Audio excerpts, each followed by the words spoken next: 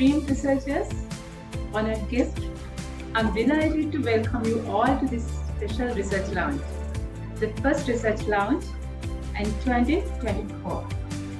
The research launch has always been a beacon for intellectual discourse, a place where ideas are born, challenged, and refined. It's a space where curiosity leads to discovery and where the boundaries of what we know are constantly expanded. Thank you for being here and for being an integral part of this vibrant community. Here's to a gathering filled with inspiring conversations and meaningful exchanges. Welcome to the Research Lounge. So, grit and growth, the journey to be a competent multidisciplinary researcher. This is our theme. Let me introduce today's resource panel. Professor Nadis Adasuriya is currently attached to the Department of Chemical and Process Engineering, Faculty of Engineering, University of Peradeniya. He earned his BSc Honours degree in Chemistry with the first class from the University of Sri Jayawardhanapura in 2009. He completed his MSc degree by research in Chemical and Process Engineering at the University of Moltuva in 2011. Professor Nadis obtained his PhD in engineering in the field of energy materials from University of Cambridge, UK in 2017. In 2022, he secured research fellowship from the MIT USA and engaged in some research activities in the field of nanocrystal at MIT Chemical Engineering Department as a visiting research scholar. He has authored over 100 research publications which were presented at well-reputed journals and national conferences. He has 2 US patents to his name, and one of them holds the record of first nanotechnology-based US patent from Sri Lanka. He has contributed to over 30 book chapters and a couple of books in nanotechnology-related areas published in leading international publishers. He is a recipient of numerous international and national awards, including the Adams Klinsmann Research Awards from University of Cambridge, UK, National Science and Technology Award from National Science Foundation, Sri Lanka, Presidential Awards from Scientific Publication from National Research Council, Sri Lanka, the Research Excellence Award from University of Peradeniya, and more recently, CVCD Excellence Award from the Most Outstanding Young Researcher in the field of engineering and technology. You are warmly welcome to the research launch, sir. Our next resource person, Ms. Kasun Amaligunasekara. She is the research scholar attached to the Department of Building Economics, University of Moltuva. Ms. Kasun got her basic degree of BSc Honours in Quantity Surveying from the University of Moltuva 2006 and postgraduate Diploma in Construction Law and Dispute Resolution in 2014 from the same university. She is an associate member of Institute of Quantity Survey, Sri Lanka, and have around 12 years of working experience in the construction industry, including 2.5 years in Dubai. Further, she has also worked in academia as a senior lecturer at Trinity. Currently, she is reading for a PhD here. So we are warmly welcome you both to our research launch. So the forum is open to you, dear Professor and dear Hassan. How to be a competent multidisciplinary researcher? Thank you very much for the kind introduction. And of course, thanks a lot, Professor Ajit for the invitation. And let me share the slides first. Right. So I hope I'm audible to the audience who are joining remotely. First of all, I excuse for my hoarse voice because I'm suffering cold and cough for extended period of time. So when the point that I was asked to deliver a talk for your research launch, so I heard that it sounds like Sir and Dr. Nairi wanted me to talk about how to become a kind of an effective researcher. So being effective is something relative. So today what I'm going to do is I'm going to share some experience, my own experience from my undergraduate. I have been in the research business for 15 years now, from undergraduate to date. So I'm happy to share my own experience and challenges I had during that journey and how I overcome. So that is the most important part. And still I'm here in Sri Lanka and doing well, I suppose. So we'll sink into my journey, and if you have any questions or any clarification, you are free to ask and interrupt during the talk. And please ask. You can ask without any hesitation. So then I had to pick the title. So I picked Grit and Growth: The Journey to be a Competent Multidisciplinary Researcher. Why I choose multidisciplinary? Because my research area, I'm into nanotechnology. I guess I would say nanotechnology is the most one of the most multidisciplinary platform, like where you can have the people from various disciplines and work together. And at the same time, you can excel other disciplines as well. So the thread behind this talk will be the grit and growth. So I'll come to that point later on. So already Dr. Naini gave a kind of introduction. Uh, so this is how I structured my talk. So I'll give you a brief introduction and then my research journey and the challenges I faced and how I overcome. The grit and growth grit and growth mindset. I'll talk about a little bit about ethics as well. It's really important, and and also important of having a mentor to have a successful research career. And then soft skill, of course, right? At the end of the day, you have to project yourself. You have to present your findings, maybe in oral form or in the form of written, like papers, theses, etc. And also, of course, healthy collaborations plays an integral part, being linked with the other part of the world, and how it affect to the your own research projects. So I'll come to that point in the latter part of the talk. So as Dr. Naini mentioned, I'm from Peradeniya. This is our faculty, and I'm attached to the Department of Chemical and Process Engineering, and this is my research group. So I have a couple of MPhil students and RAs and several MSc students, MSc research students, and of course always we have PhD project students. And my research focus nanocomposites. So from the day one, I have been working in nanomaterials. Uh, so our focus basically nanocomposites for agriculture, energy, nanodielectrics, and mechanochemistry and crystal engineering. So that is our focus. Not limited to these aspects. Sometimes we have other projects as well. Because as I already mentioned, nanotechnology is such a platform. You can work with other fields, other areas. Uh, so so when I was asked to deliver a session or a talk, so then I did my homework and then I wanted to look at like what already has been done under this forum. So then I realized that majority, like basically you have been focusing on the research process. And so I noticed that how to do a proper research literature review and how you gather, how you formulate a research problem and so etc. and also publication. So then, so this talk you will find, I don't know, a little bit deviation to your focus since I am going to talk about my own personal experiences. And yes, we'll start with research. So research. So I have given the Oxford Dictionary and Cambridge Dictionary definition, but in simple terms, in a nutshell, research is knowledge creation, right? So, but it is more systematic. So you can do research while you are in the kitchen, right?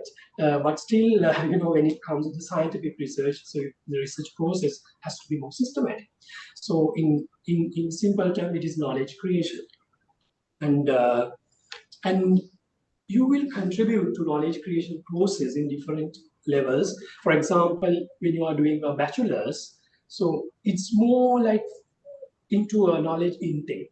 But in your third year and fourth year, you will be having your research projects and design projects. So then you exposed to research very first time, and that is the very first time you get into the research business, right? So if you recall your past, you remember when you were given a research problem that so normally you have like couple of weeks that you are in a really complex, the confused mindset, right?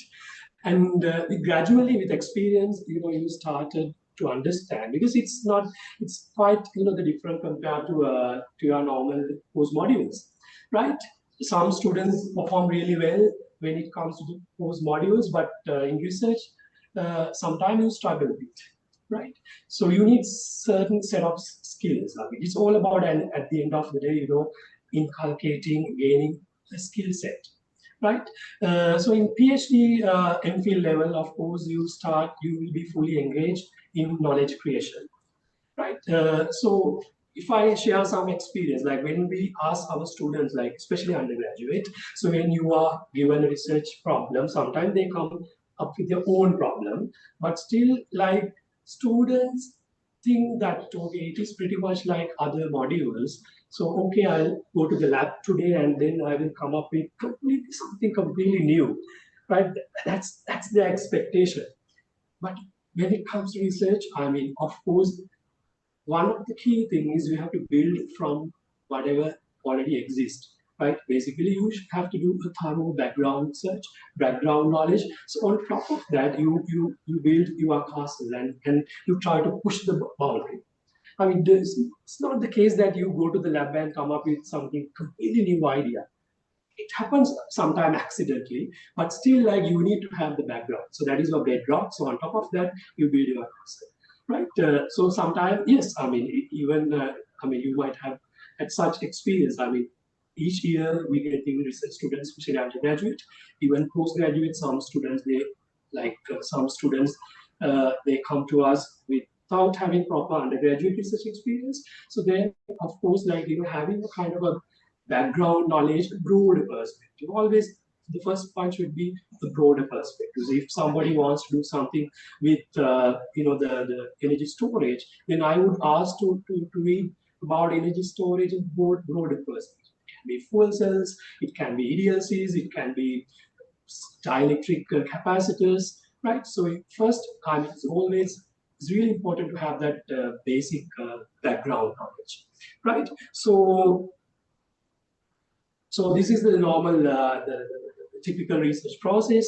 So formulating a research problem and literature review and developing hypotheses, design your research and proposal writing, collecting data, analyzing, hypothesis testing, then interpretation, and then finally you will end up with your thesis. And beyond that, you can go up to, you can think of, like, you can go to startups, right? And yes, so that options are also available. So today, as I mentioned earlier, so I'll start my own journey now. So I gave you kind of a background about research. So I started my research journey in 2008.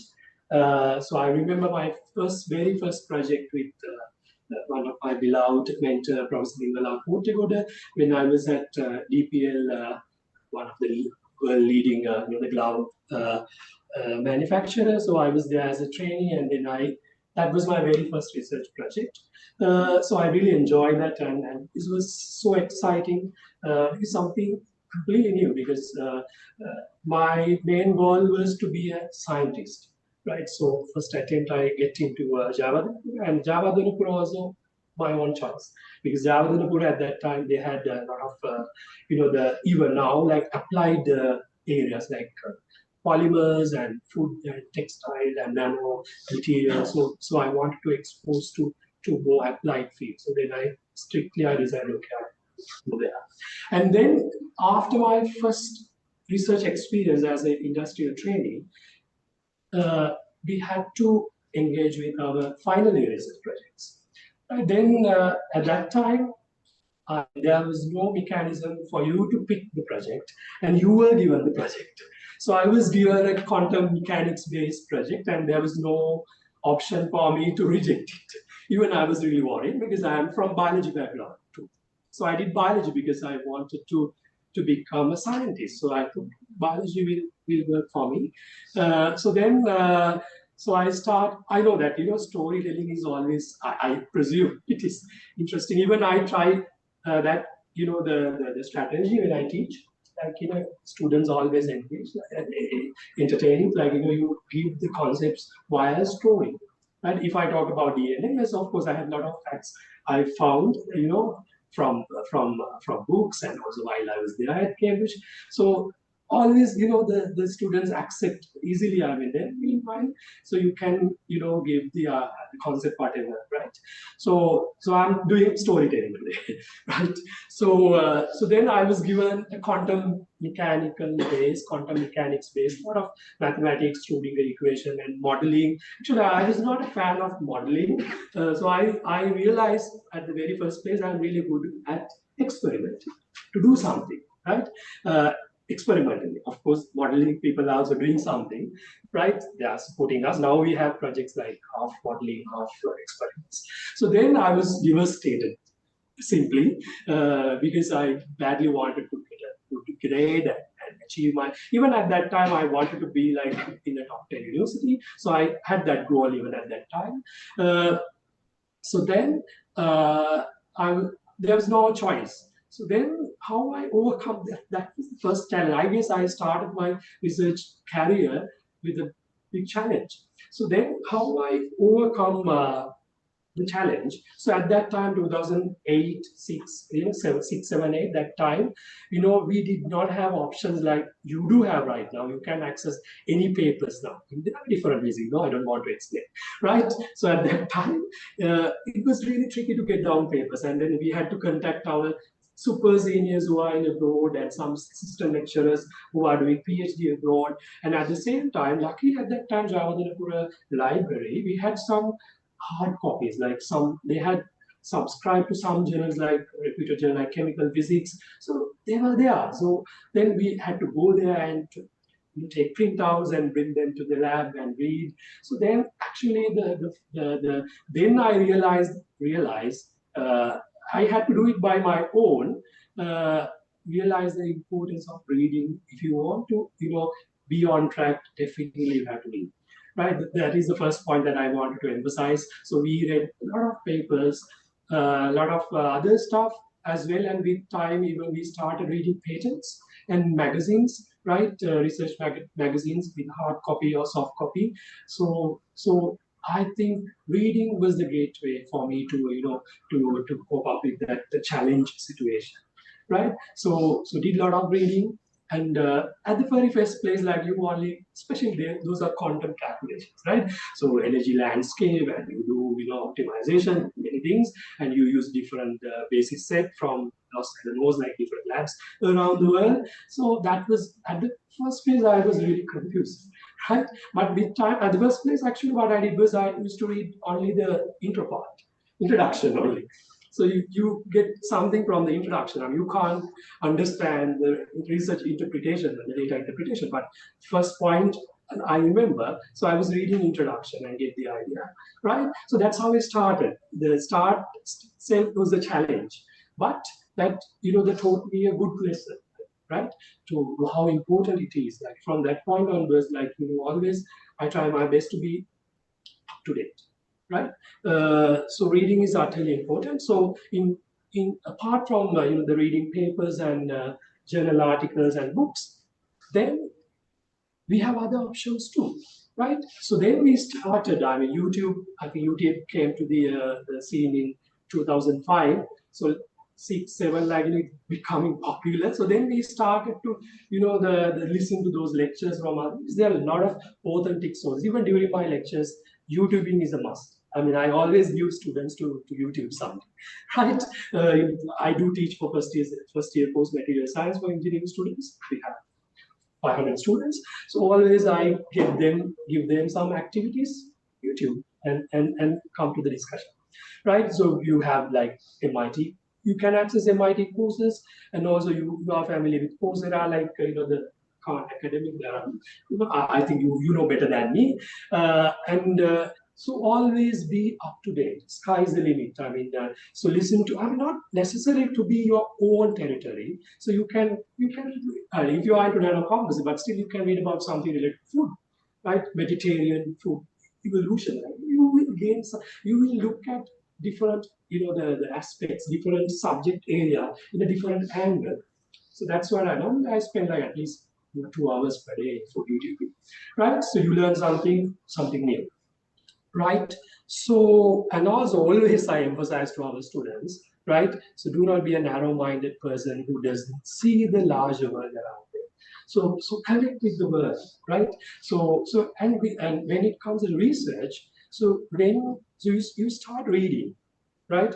Having the focus, right? Depending on your research area. So then, with time, you realize you identify prominent research groups around the world who are into the similar research work as yours, right? So, for example, crystal engineering, I know who is in USA, who is in Poland, who is in Scotland. So you get connected, right? If you have the chance, if you get a chance to meet them physically, like or even online through a conference, you can have that network. So that is really important to identify different research groups, dominating research groups around the world, then you can keep eye what really they are doing, right? So there, I realized that I had some concepts, right, in 2010, 2011, after my MPhil, but I could not make into action due to some reason. So then you realize, okay, that group is going towards that area, so I should start and the have my mark, right? So there are some example, like in my research life, right? Some projects, like I already thought about that project, but someone else is working on it. So why, right? So that's how you open up a new area, right? So always, so be up to date and read and identify research groups around the world who are into similar interest. It's really important, really important. Still, I do check, right? And I guess others also can participate because we were talking about reading. So if Dr. Annie wants, can give some insight because you are attached to the library and you know. Right. Yeah, actually, the professor so that the reading mastery will start with first we how familiar with the subject. So without knowing the background and things what's happening, how can we come up with new form the research questions and research how to identify research problems. Therefore, actually, when you are doing this presentation, so I thought now you were discussing about your undergraduate feeling. So I tried so that you are a you're a good reader. So then in our discussion, you said you read 150 articles for the undergraduate research. So then, I think that now I realize that it was the started point of your research. So that is why you are here. So I'm thinking those things. Yes. Yeah, the thing is, I had no option left. I mean, I had to learn by my own, and for some reason, my supervisor had to leave the country, migrated to Canada halfway. So then challenge was doubled. So then I had to read and do it by my own. Apparently, I could defend at the A plus and highest in the batch too. But I had to take that challenge. Reading is utterly important, and we learn reading from it's. So I come to that point. Right. Thank you. Thank you. Right. So then, after first experience, so I was very lucky to join with SlimTech, being founding being a member of founding research team. There were 20 people, like admin plus research team when the SlimTech was setting up in 2008, 2009, and Ajit also there. So then, so that first experience that I had during my undergraduate immensely helped me. Because SlimTech was like, you are promoting to a completely different, the world. I mean, because we did not have luxury state of art instruments, so we got a lot of instruments there, electron microscopy and everything was there. And also at the same time we had a huge challenge too, because those projects not merely compiling a thesis. I mean, we work for the industry. So then it was another the level of experience for me, because I was just after my thesis submission I went there. So I applied and got the position there. So it's just different. I mean, the setup, right? So you have to cater the industry, and I got to work with nano fertilizer project, and Professor Nilvala is a team. Professor Nilvala, Kutegoda was the PI, and we had Ajit sir and Professor and Dr. Imalga was my fellow researcher. So we two did the lab work basically, and Professor Garaj also there in the admin team. So if I quickly always we are talking about research. I mean, why not refresh some research stuff like in there. What we did was urea. We are using urea even right now. We are using urea as a nitrogen fertilizer, right? Urea having issue because urea having extremely high solubility. So the nitrogen availability, because once you administer urea, since it is highly soluble, right, it flush out. And I think I have to switch off my.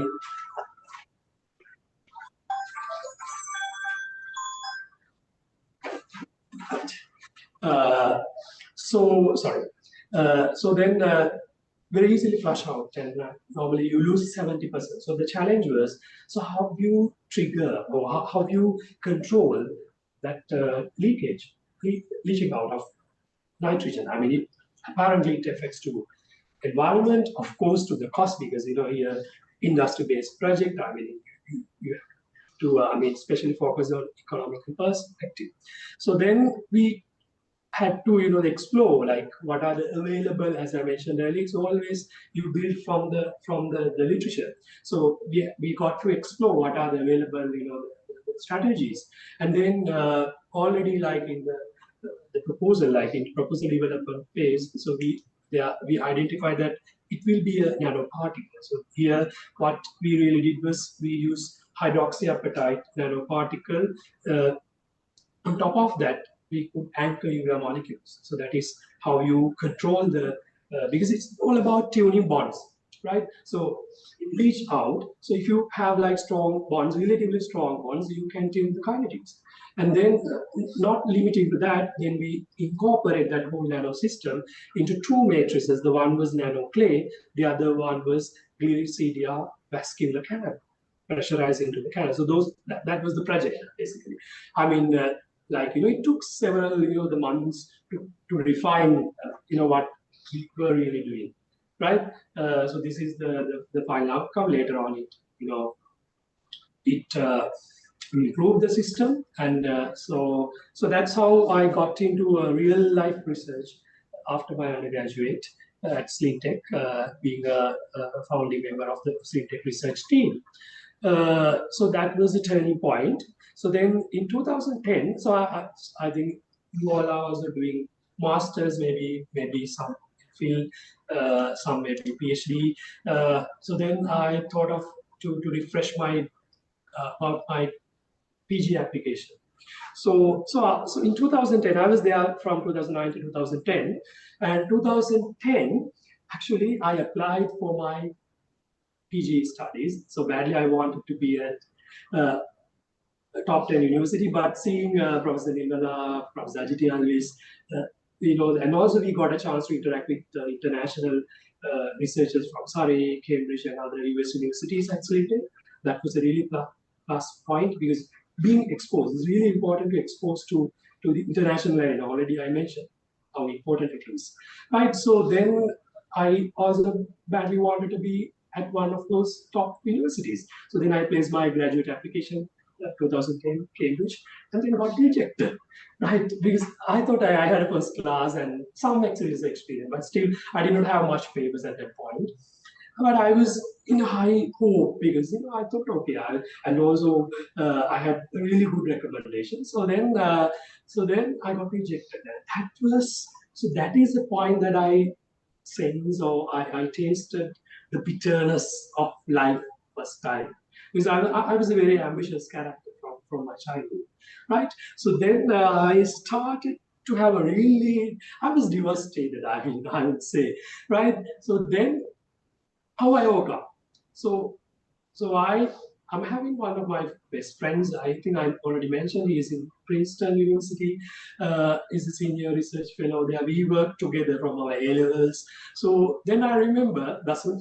So he took me to watch this film. So next day, right, 3 years. So then I was so devastated at that time. So I was even wondering how I start. I mean, because I badly wanted to go to the next step, and also not. I mean, I wanted to go to that place and see what is happening there. So that the same, the same. I had the same idea when I decided to go to MIT for my after my PhD. So I wanted to see what is happening in these, the places called high-end places. So I wanted to experience it, right? So then, so you are. I think you might have watched this film or this story, right? Even without a degree certificate, because I was one reason that I got rejected, though I had a first class. Actually, there were some other subjects. Actually, I did not perform very well. There were some subjects. The subject that I specialized, I performed really well. But there were some subsidiary subjects I didn't want to do like much, right? So then so that was main reason. I mean, they need to have like straight A's. I wanted to have straight A's. So then, so I just wanted to share that too, like, you fail, but you learn from those failures. So then this was a really, really, really supportive. I mean, at that point, this was really helpful for me. So then I started thinking like how I overcome. I had chat with my mentors, of course, right, and my friends, and so then what I did, right. So I started to see the bigger picture. So then how I think this is like a mantra now. Like whenever students, like undergraduate students, PG students, come to me and discuss their the hardships and failures, always I ask them to see the bigger picture. I think that will overcome anything, right? See like where you want to be at after 5 years, 10 years. See the bigger picture. This is like if you focus like on those the incidents like separate like recent incidents like and you stop working, so you are done, right? So see the bigger picture.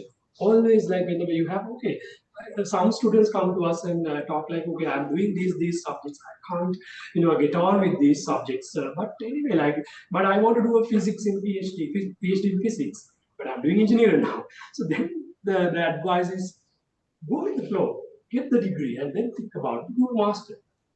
Then you have PhD, you are there, you'll be there, right? So see the bigger picture. So you can overcome, you can get through a lot of stressful time, seeing the bigger picture, right? This is really important. It keeps you focused on your long-term goal, even in the face of challenges. You need to have a vision, so you will be there. You should have that, the strong thought, and then automatically, you know, everything, it facilitates. That's the life, right? So these are another, the message that I wanted to convey. See the bigger picture. Whenever you have research, even research, like when you have challenges, see the bigger picture. That will, relieve your stress, right? Okay, right. So even my synopsis, I mentioned about this term grit, the power of passion and perseverance. Right. Already I explained, like, though I did not use those terms, right, when I explained the journey up to now, right, behind the journey, behind the thread, behind the story is the grit. Right. So unwavering determination and resilience, persisting not just for days and weeks, right? So it is like weeks, but for years. I mean, you have to be focused. I mean, it doesn't matter. Like it's a life is a roller coaster, not only for research, like for anything, right? So then, like, be focused and work like continuously, right? Working tireless towards the realization of your long term. So look at your long term goals. I mean, see the bigger picture and be on track, right? Right. And also, of course, in order to do that, you have to be passionate, right, on what you want to, right? So sometimes you might have like, the things, subjects area that you are not that passionate. So then the solution, go with the flow, right? Go with the flow, right? So working hard for something we don't care about is called stress. I mean, those are very common in the phrases, the saying, right, around us. And working hard for something we love is called passion, right? So be passionate. And in order to practice grit, I guess you need to have a growth mindset. So you might think, okay, so how can I practice this? So you need to have a growth mindset, right? So growth mindset means failure is an opportunity to grow. So you fail, but you learn something, right? So since in my first graduate application, I failed, but uh, so here, I guess, yeah, so I'll come to that.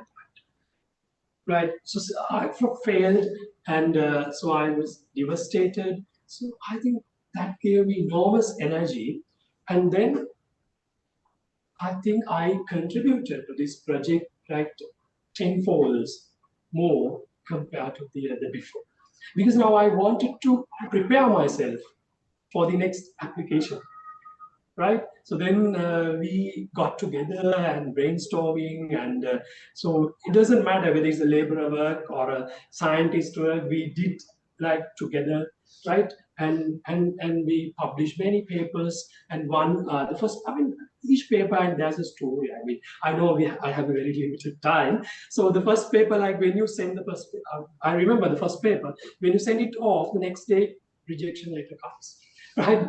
Right. So there were like several the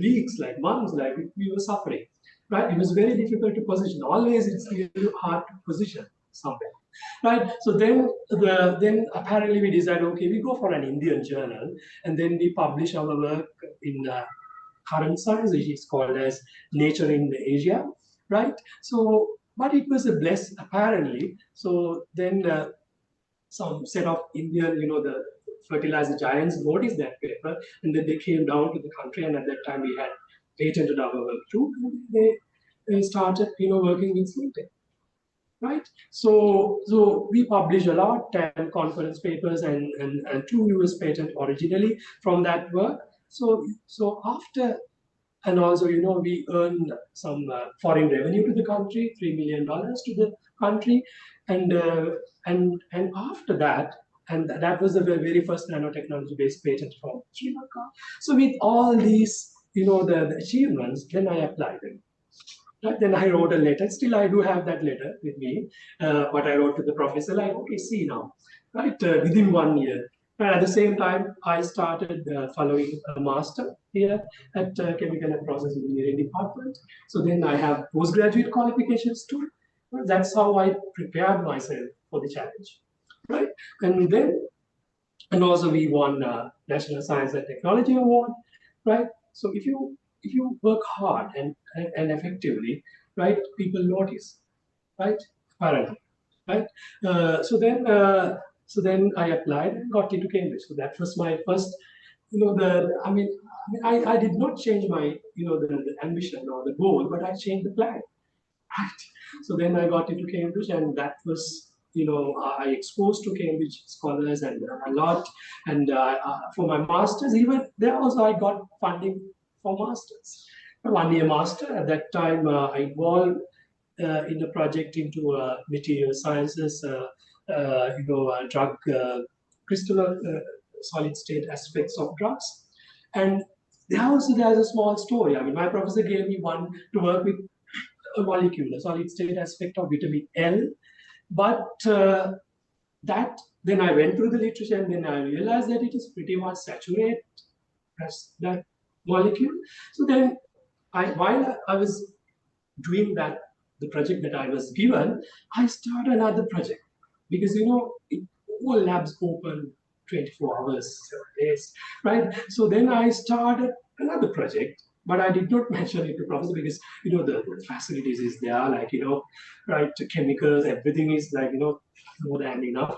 Uh, Sometimes too much, sometimes to the used to, Yes, I feel like, here how we do research, and we collect things from this university, the other institute, and how struggle, to also into research, how challenging it is to get down things, right? So then I started a new system using that same molecule, but a different co-former. Because if I give kind of a idea about what these systems are, normally drugs, active pharmaceutically active ingredients, always you need a supporting material, excipient or whatever, right? So you can have, we call them co-formers, like you can modify the crystal structure. If you modify the crystal structure, you can tune their kinetics and the way drug physiochemical activity, you can change the physical chemical activity of the drug. So that is the whole point. I mean, our group was working for Pfizer like companies. So then I started my own system, caffeine and anthilinic acid, and then they started crystallization and mechanochemical synthesis, and I noticed that this system is a really, I don't know, for some reason I picked that co-former. Then I got 10 novel crystals, 10 novel crystal forms. So you know that when you have a new crystal form, you can deposit it in Cambridge Crystallography Data Center. So then at some point I asked for a meeting, and then I presented my stuff. So that apparently what happened, that was the key part of my thesis. So that molecule become the secondary part. So the whole thing was a multi-component system, because my original topic was not in the multi-component system, but I start with caffeine and anthilinic acid and discover new crystal form. Even up to date, many scientists cite that paper as a system with higher crystal diversity. Same crystal, you have different crystal forms. You know, like graphite, graphene, and diamond, you have different forms, the same material. Similarly, for multi-component system, you can have different forms, the different energy, then different solubility. All the properties are different.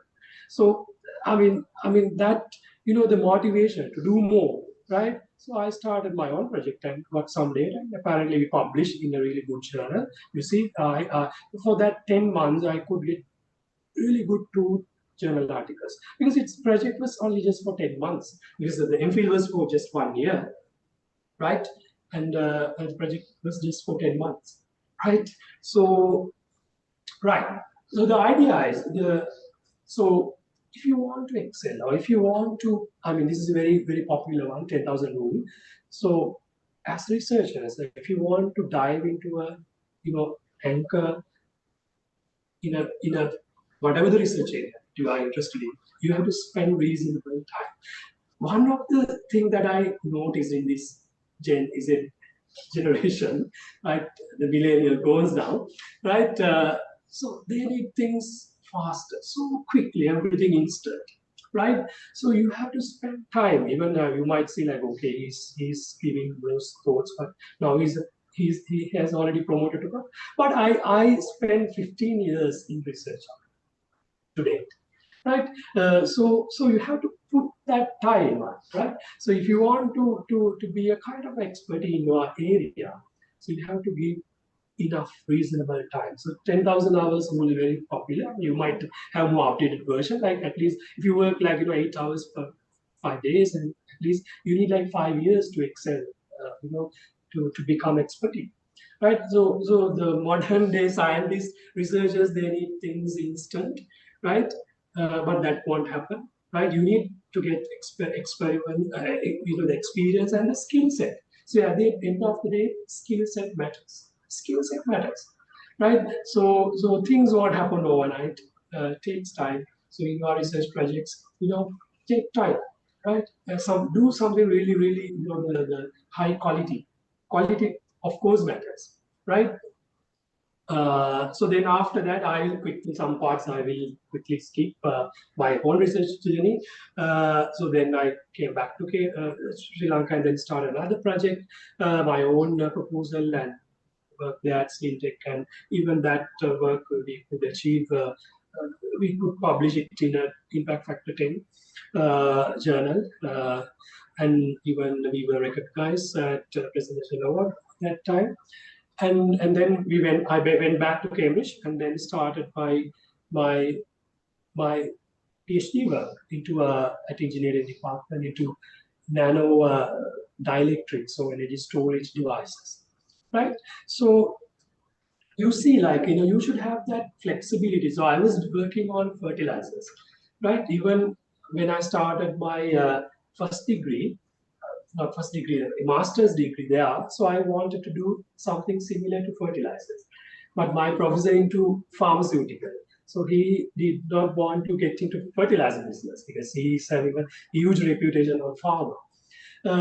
But then, I had no option. I got into to fertilize the pharmaceutical research. But later on, that was a plus point. The blessing, because then I started to use those concepts what I noticed in pharma industry in agriculture. Right. So I'll come to one project later on where completely I use that concepts to agriculture. Right. So you see, you learn from different disciplines, right? So you will be working in different disciplines, multidisciplinary. At the same time, interdisciplinary. You will be working on that interface too, right?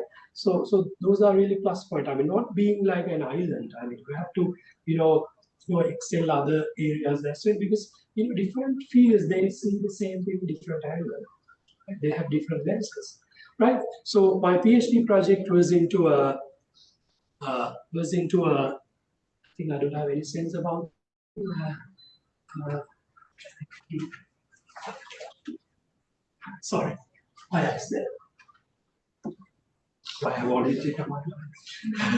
Right. So this is a PhD project where I was completely exposed to electrical engineering side, where the dielectrics or the nano energy storage devices in nanoscale, right? So we did a lot of works and try to understand what is happening at the same time, while having the higher numbers. Always engineers, they need numbers, right? So higher dielectric constant and higher energy density, but at the same time having the science background, I wanted to see like what is happening inside and then how you tune it. So that's the whole point. I mean, then we got many papers from this work, and we worked for a renowned company called Dyson, right? And so we were working on fabricating different types of but the capacitors using different various nanofillers, and then try to understand how the electron transfer is taking place, and how you tune it. I'm not going to discuss in detail, and we publish a lot from PhD work. So during my PhD, actually, I could finish my research work on time. I think after mid second year, even professor gave me the green light. Okay, now you can think of writing. So the thing is, I think my time management immensely helped me. Normally, I used to go to the lab. Even sometimes student, laugh at me. I go to the lab, and sometimes I leave the lab by 4 o'clock. So what I did was, normally, because I had a lot of research experience, right, from swing tech, from my undergraduate work. So normally what I do is I optimize things, right? So the first, I think from first batch I could achieve like higher dielectric. My professor wanted me to achieve 100 dielectric constant from starting materials, but I could achieve 200 plus from my first round.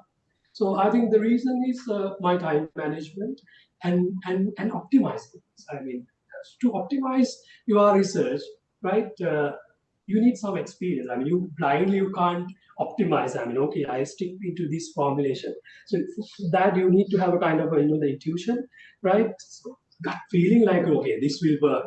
So for that to draw such conclusion, I mean, you need to have kind of the experience. I mean, that experience, because I was like a matured student, though I was not that matured looking at that time.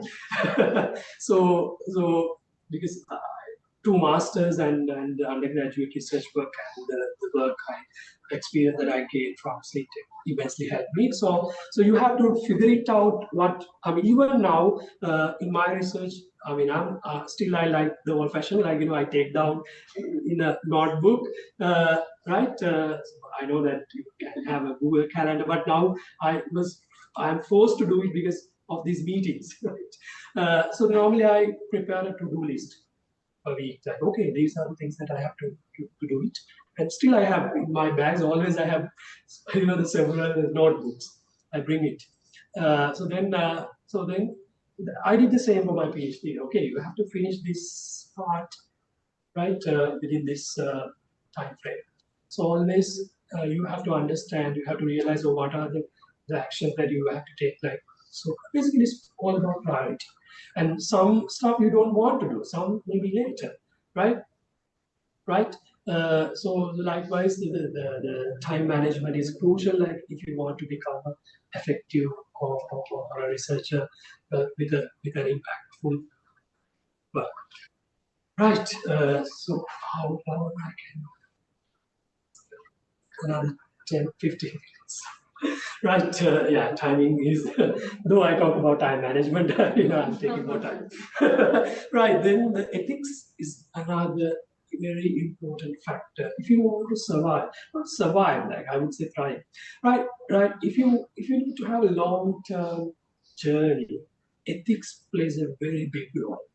Right. Then you don't have any, the black mark in your career, right? So ethics, we can, I mean, later on, even I talk to sir, like we can have another session, the separate session for research ethics, right, later on. So why even data collecting? Because this is really important for research.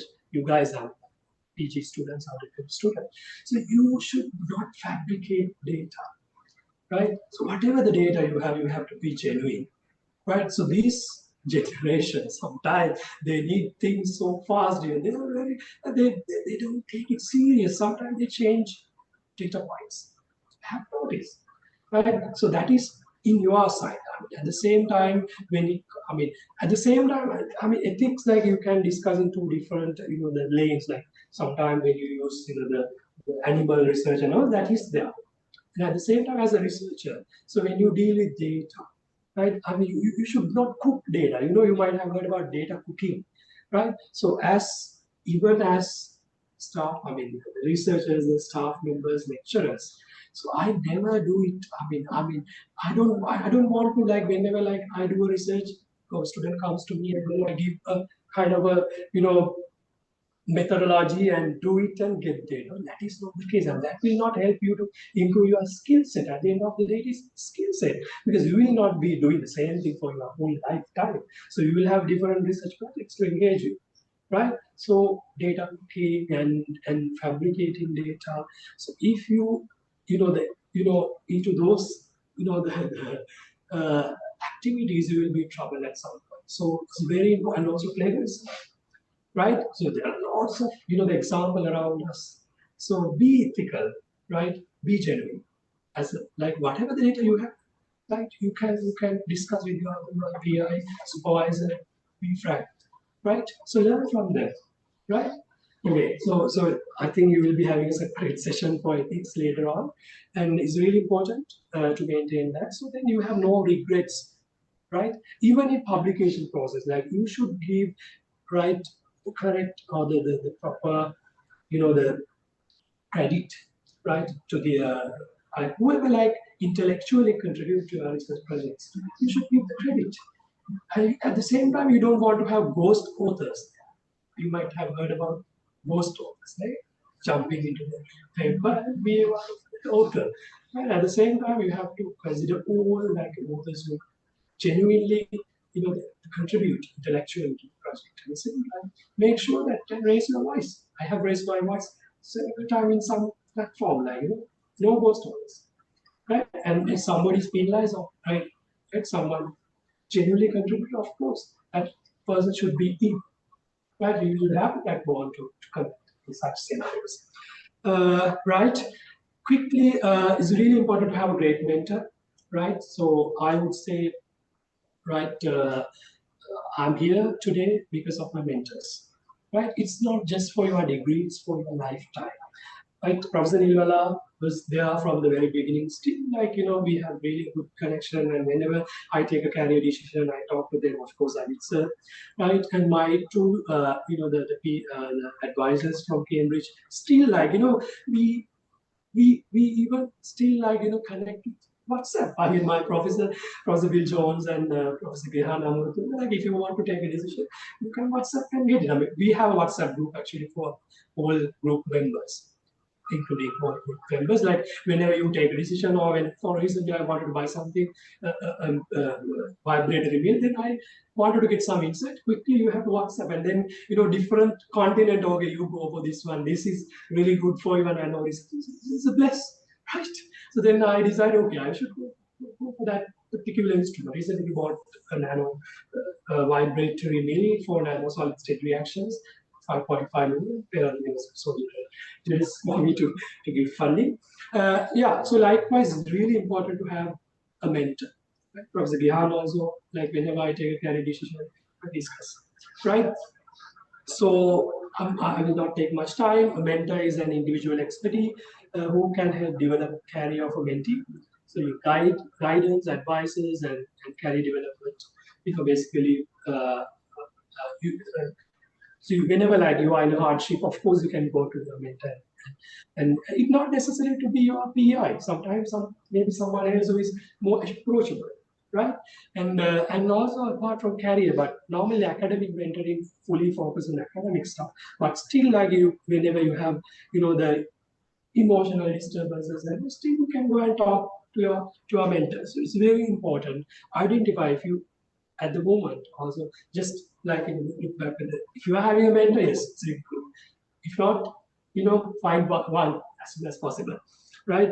So definitely it benefits you. And also, apart from that, very important to be an effective researcher to have this soft skill, right? Very important. It's a package at the end of the day, right? And also emotional intelligence, right? Self-awareness and empathy, motivation, self-regulations, right?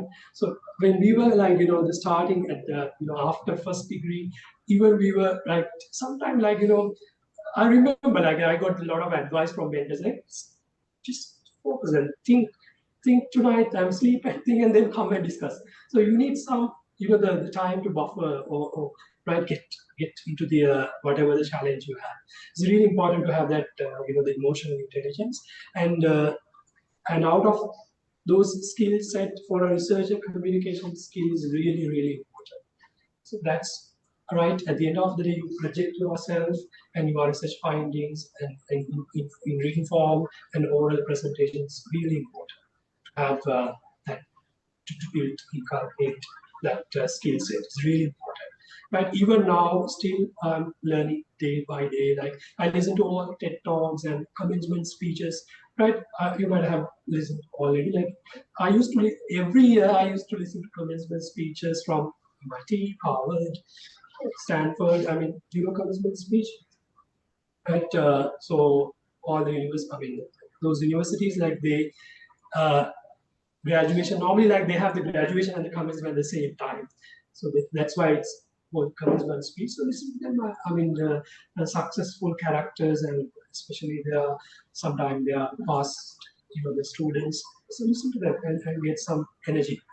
uh, right, so already I talk about the importance of multidisciplinary research, so then you exposed to other areas, and also interdisciplinary approach also really important for you to work in some for me like now I work in science and engineering interface, right? So I started as a biology, someone from biology, and then I wanted to become a scientist, and then realized that I need some exposure into engineering, because if you want to put something forward, you need some engineering.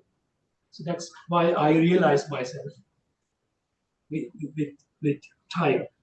Right. So then after my PhD, I came back, and then I had a lot of challenges. So I mentioned that point as well. So once I'm back, it was really challenging to anchor on this land. It's really challenging. I mean, if you're a fresh PhD, a lot of challenges, right? Even you will come across them whenever like those stages. So then there was a time like even I did not have a proper laboratory. So at that time, right, because I was continuously working and I don't want to stop right in halfway. So I don't want to have a rest like 1 year and then I start my research projects. No, I wanted to continue that, that energy. So then there was a point that I did not have a lab. So then I had to, the fabricate small laboratory at my home, right? And we were inspired, listening to Professor Ajit, some talks from other part of the world, like how they did. So those, the discussions really inspired us. Then why not me? So then I, the got down a stirrer and a balance, because those are the most, because I'm a material scientist, so you need to synthesize material, you need to have a stirrer, and you need to have a balance, and then blend things, and then so I had that basic facility there. So most of my MSc students, they prepared their sample in my place because I didn't want to stop. Right. So then what we did was, so we synthesized materials in our, even nanoparticle used to synthesize at home, right? And then you prepare, you blend with polymers and prepare composites, and then we get the support from some other places, same tech, universities, so get the material tested. So that's how we fabricated our I mean the research projects, I mean the research stories. Right. So after that point onwards, we did several projects. I mean, I just put some SCM images. I know time is running out. So many projects, with different aspects, like different areas, material science related projects.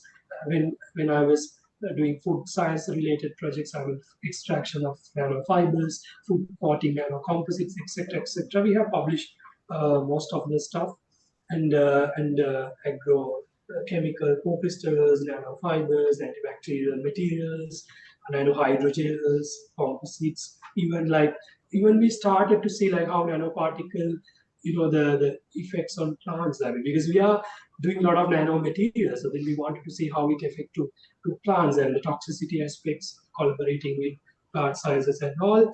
And this is the project that I mentioned. Like I was there at Cambridge in 2011. I was working for pharma materials. Then I used the same concept, but it took some time for me to gather required resources. Then we started this project at PGIS Peralenia.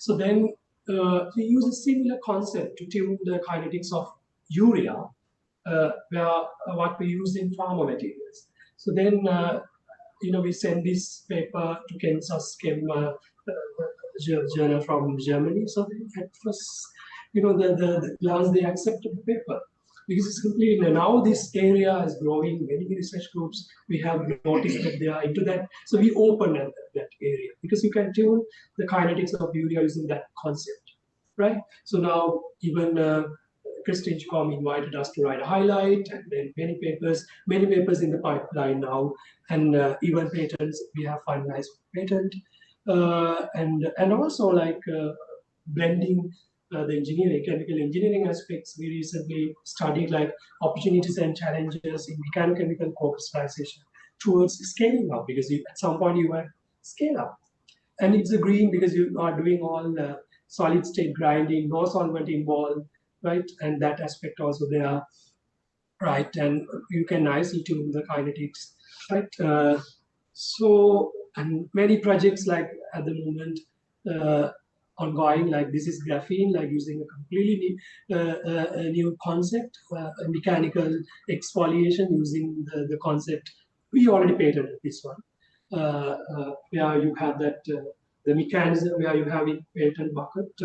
So that the concept, very concept we use in to get the force required to exfoliate graphene from our local graphite.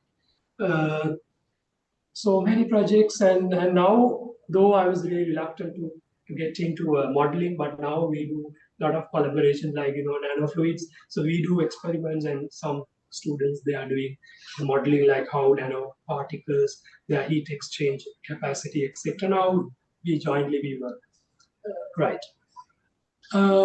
And also it's really important to have a really good collaboration in order to become a really good researcher at the end of the day. So we have very strong collaborations with several universities, MIT project, even now we are continuing. So we are working on nanocrystals, because it's really challenging to get organic nanocrystal. Very easily you can synthesize inorganic nanocrystal, nanoparticle, but organic one really fragile, right? So we do a lot of work, and one of our students continuing that work. We collaborate with this research group, Professor Mason, and some colleagues I met. Even I could, the expand the network, because I met some people when I was there. So now I do collaborate with them as well. right? And also, as I mentioned earlier, when you do your best, people notice, right? So awards will automatically come to you, right? The reason one is the CVCD Excellent Award last year, being the most outstanding young researcher in the field.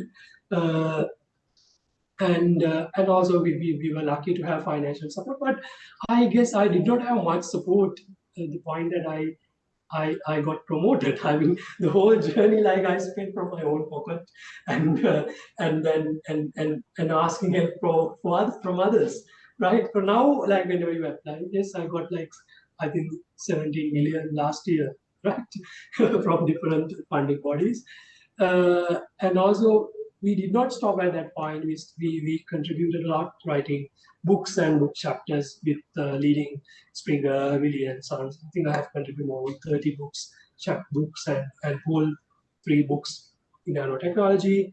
This is the end. So the whole point, I mean, yeah, this is the message, take home message from myself for you to. So you will be doing research, right? You expose to different areas. So if I ask your own research projects, right, you are working in different areas. But what really matters is the skill set. I mean, I will not be, my student will not be, the synthesizing nanocrystal for throughout his life. But the skill set that you gain from that project, you will apply for something else. So, I mean, sometimes my students, they get negative results, but that's okay. That's okay. I mean, what really matters is the skill set. So one of my supervisor, he was working on the missile, some material for missile, but he's not doing a missile manufacturing at his home. No, right? But the skill set, what really matters at the end of the day, right? So at the end of the day, what really matters is the skill set to get acquire that skill set and more. I think that is the message that I wanted to convey. I don't know whether I took more time than scheduled. And thank you very much. And also, I guess like others also can come in if time permits. And I'm happy to give any, like, if you need any clarification, I'm happy to share my idea. I think I already shared more than enough. Right. Thank you very much. Thank you, Professor. So then, dear researchers, you can ask any questions from our professor. So before that, actually, I was concerned. So then, I talk in different areas, the academia. So then, what challenges did you face during the transition from working in the industry segment to academia? Because in this previous session with the professor, we moved around with so many difficulties we have to overcome. So then, you have a different story. Then, can you share your experiences? Like after working in the construction industry, in construction sites, around 11 years, then I actually came in to try the academia because I wanted the satisfaction by teaching. Then only I came into this area. Then after joining for the research, I felt that I had a gap really, and the research area had grown very fast. I had lots to catch. Yeah. Then, but there was a that while working in the industry, I was very adaptive person. So that adaptivity helped to fit on this research. That was the main advantages of myself. That skill of adapting. So that's me basically, and I just have one question. Sure. Sir. So we talk about that sometimes we have to go with the flow. Yes. So then how can we come back to our track for our going on our goal to going on to our goal? Yes, I mean, in my can we be maybe drifted away? Yeah, I mean, that you have to make sure that you won't be drifted away, yeah. right? So, as I mentioned earlier, like the magnet that you keep on track is your Yes. overall goal, right? So I never change it. I change the plan. Right? In my case, I mean, you have to change the plan. Yeah, you have to change the plan. I mean, Yeah. so you might have a certain period of your life, you might have a really tough time, Yeah, but still, like it won't continue for the whole life, right? Things change, and always I never change my goals, right? So I decided, okay, this year I step into this university. So likewise, so you set goals and then accordingly you work on it. You have to make sure that you are on track. Otherwise, you will. So that is why the whole point. I mean, the whole point that I raised to keep you on track. So otherwise, if you drift out, so then you are done. I mean, then it's a really difficult scenario to be back. But you should have that overall look at the whole holistic view, right, and see right your future. That's my personal experience. That's how I did. Because I had a lot of hard time hardships. A lot. I mean, I just describe like 10% maybe. Right? There were a lot. Right? But I mean, you don't have to worry. You want.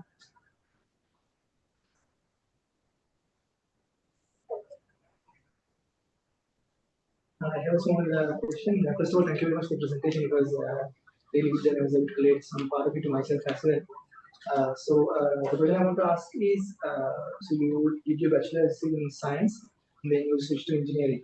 So when you are doing that, during that process, what are the challenges, key challenges that you face, and how do you navigate them? Especially, I would like to know how did you acquire the required technical skills, and also blending it with the team and proving yourself.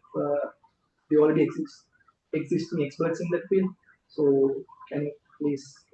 Yeah, I think what I realized is the science graduates or the scientists versus engineers. So they have two different perspectives. First, I got to realize that okay, they think in that line, right? For us, like as science graduates, we always wanted to see what is happening inside, like we call it structure property relationship. But for engineers, like what I realized that they are really fascinated about numbers, right? So what my experience when I was at Cambridge also, I had that, I mean, I realized that this is the difference, right? Fortunately, the area that I got into nanotechnology because it brings everyone together. So we learn from each other.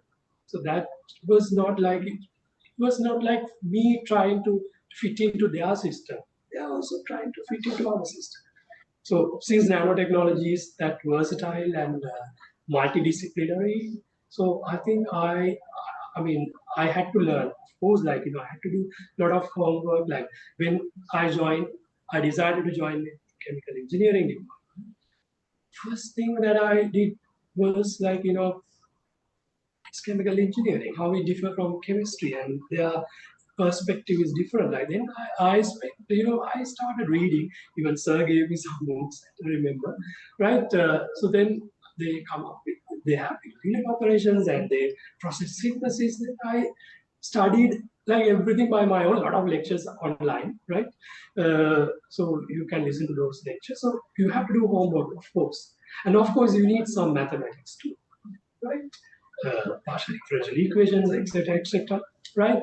So basically, like you will realize a gap, of course. So you have to work. But in my case, fortunately, since nanotechnology is new and is a common platform, so then I did not feel that I am trying to fit into something else. Everyone wants to be in the same, the common platform.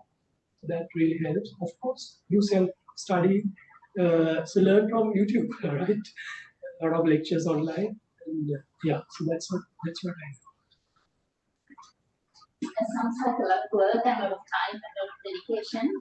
So, can I know that your career goals and your personal goals are they same? Because how did you balance your personal life and work life? Yes. Because that sounded like a lot of time. Yeah, I mean, fortunately, I'm having a great support from my family, so that really helped a lot. I mean, so like if I want to do something, or if I want to read, or spend like hours in the lab, late hours, no issues at all. I mean, so that support is there, and yeah, so that really and I could balance, I guess.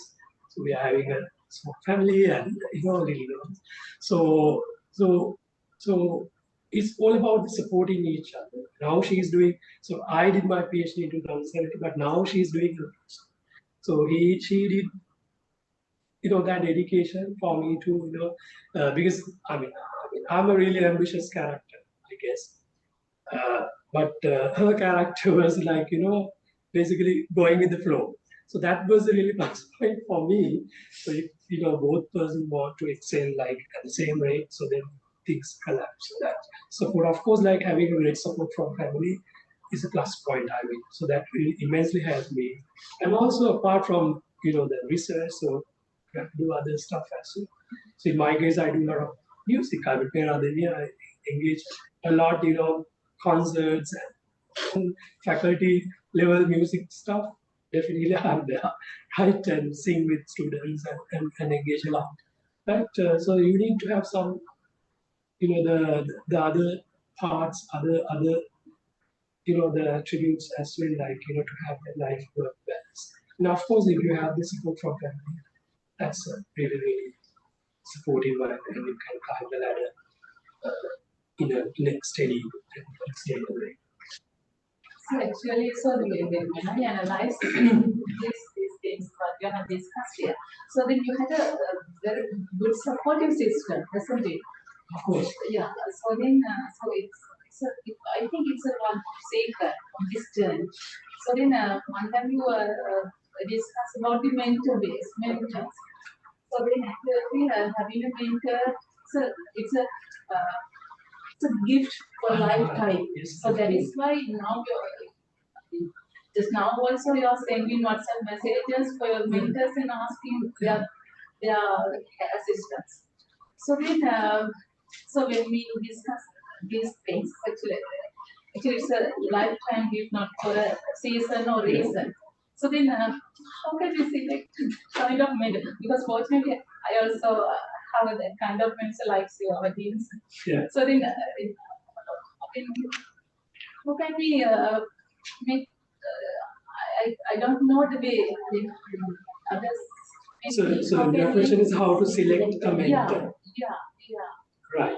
The first thing, your mentor should be approachable. Right. Otherwise, you will not go and talk. Right. So you should have that. The resonance. Basically, I would use the term word resonance. And in chemistry, also resonance structures. Right. And also, your mentor should have the positive vibe, I guess, and then only you feel to talk flow, right? And then only you feel to open up and discuss your thoughts. And also, of course, mentors are supposed to be role models, right? So normally, like you want someone who is in the run, right? Who is in the game, right? Who wants to do more, to be more. Uh, it doesn't matter whether it can be research, it can be something else, right? So basically, you have to identify that type of star characters, right? So who are really with positive vibe. So like if you go to somebody and if you get a lot of negative energy, so what is the point? If your mentor is not encouraging you to do more, so what is the point of wasting that time, right?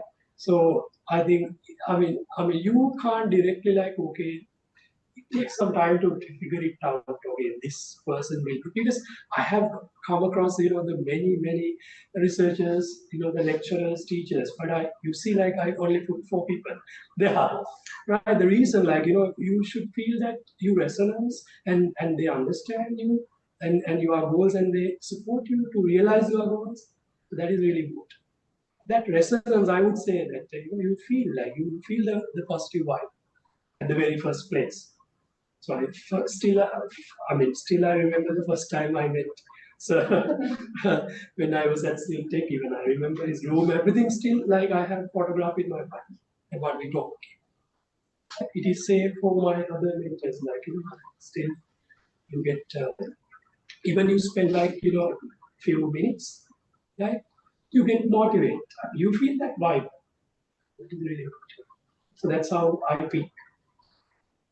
So then, I think I would like to take a moment to thank our mentor, our DSL, because this is our 19th research launch. So we started 2022 June. It was our first research launch. So, dear sir, without your great leadership, I can't imagine how all this could have been possible. So thanks for being a mentor, all of us. Then without your valuable instructions, time spent on discussion, then it would have been a concept paper in a file cabinet. But then when today, so there were so many national, international resource persons were here. So we covered so many topics today even. So then I suppose that it's a privilege for you work under you as a mentor. Yeah. So then again, the researchers.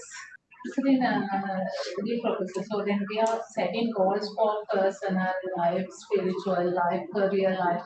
So, so then, why setting goals in our research life important?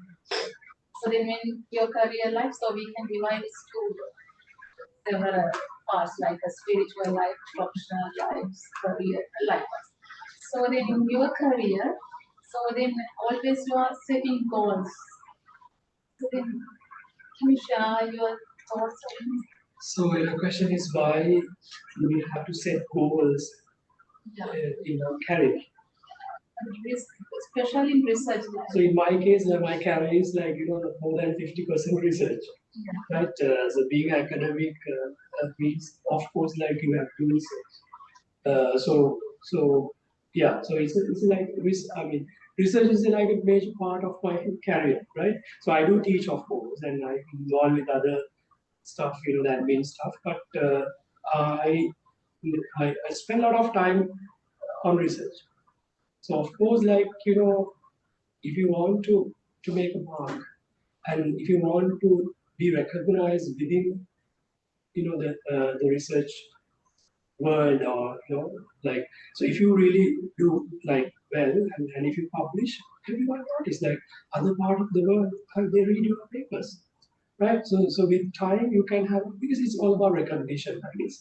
So for us, like a good research, I mean, it's all about recognition, right? So if you get the invitation from other part of the world, right, to assess their research projects and PhD vivas, so because you have done something, right? So I think recognition directly links with satisfaction. So at the end of the day, it's all about being satisfied, right? So of course, like I mean, you can simply like do something, and you have that life. Yes, it is all right, right? But at the same time, like if you want to have a mark, right?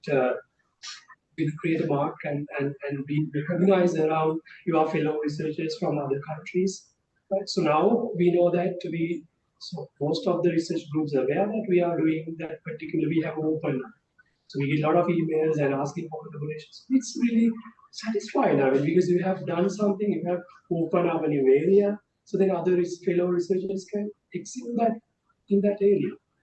Right? So that's how the great things happen. I mean, you have to start from some. So I think that is the motivation for you to do, you to set the goals, and work hard, and genuinely, with ethics. So that part also really important. You can do a lot of things without ethics, but then you will be in trouble at some point. Right? So that sustain the research career to be sustainable, really important. All these the elements matters. Then the researchers, do you have things to clarify here? Can we ask a question? Yes. Yes, thank you very much. My name is Tamash Jainiti. I'm a lecturer and a PhD scholar at University of Monato as well. And first of all, let me thank all of you, and especially dear sir and madam, for this encouraging session and very informative session. Thank you very much for that. So asking a question relating to creating a collaborative culture after research, because considering myself as well, I'm at the latter part of my PhD as well. So, dear sir, you talked a lot about how to create a collaborative environment through your research, how to collaborate with others and take the research into the next level. Not just stopping at submitting the research and doing publications, taking it to the industry level. So, especially since we are in the CEM industry, like construction engineering management sector, do you have any tips for us, like any best practices? while we are doing the PhD itself, what tips that can we take in order to take our research to the next level? How to create that link and how to provide something impactful out of the research so that you gain something as well as you can contribute something to the society as well. So my question lies on that parameter, because this discussion was really interesting to me as well, because I was also not in the academia from the beginning. I started from the industry and then joined academia as well. So I think if you can give us some tips, it will be really helpful for all the students here. Right. Thank you for the question. So what I understand from your question, so if you want to get something into the industry, so what I believe, this is my personal belief. So when you formulate a research, sometimes what we do is we do the project.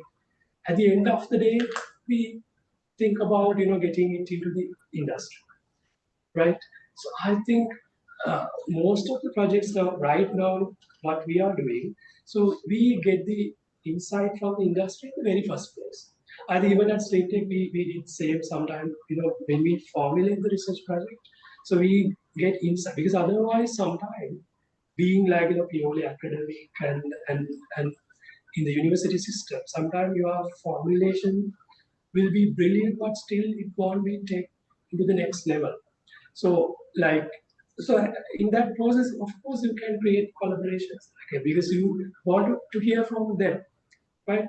So that is a plus point. I mean, one thing that you can do. So get insight at the very first place. I mean, when you formulate your research, it's insight from industry, and then so you hear their needs and requirements. Sometimes, for example, you come up with a brilliant material, but really, I mean, expensive. It's not cost effective at all, right? So, but if you have somebody from industry and because they have their good ground level information, it's really important. I mean, now most of the projects we do we get some insight from the industry and formulate as to satisfy the industry as well. Then if you do it at the very last point, you might have the taken steps where you can't undo, right? So we noticed some projects like we were doing with some materials, but we normally like to